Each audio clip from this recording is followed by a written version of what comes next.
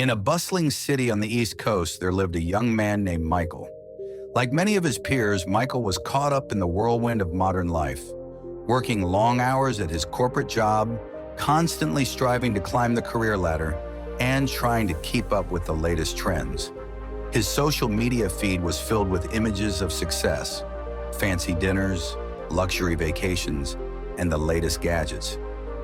But deep down, Michael felt empty and exhausted, wondering why happiness seemed just out of reach.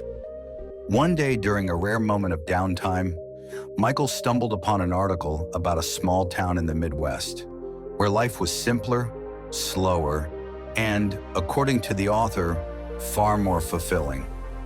The article described a community where people knew their neighbors, took time to enjoy the little things, and found contentment in the everyday. Intrigued and yearning for a change, Michael decided to take a short trip to this town. He booked a modest bed and breakfast and set off, leaving behind his hectic city life for a weekend. When Michael arrived, he was struck by the town's quiet charm. The streets were lined with trees, and people greeted each other with warm smiles. There was no rush, no urgency, just a sense of peace that Michael hadn't felt in years. On his first morning, Michael wandered into a local cafe. The owner, an older woman named Mary, welcomed him with a friendly smile and a hot cup of coffee.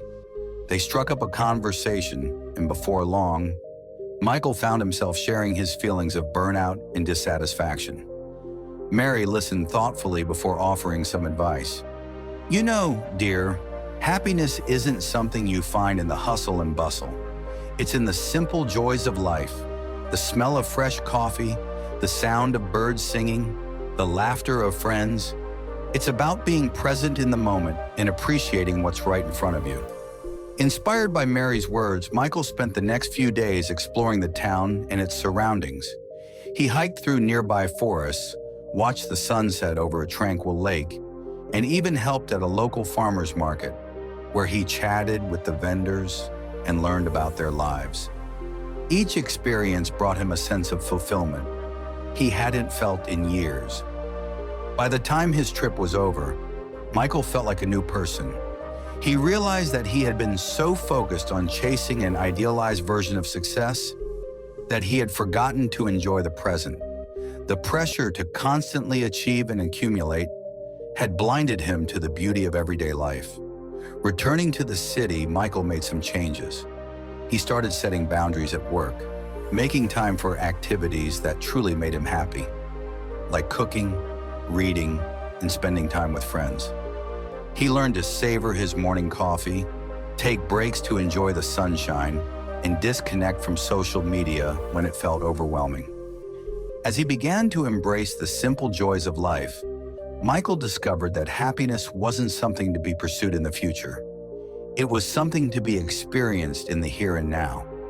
And with that realization, the emptiness he once felt slowly faded away, replaced by a deep sense of contentment.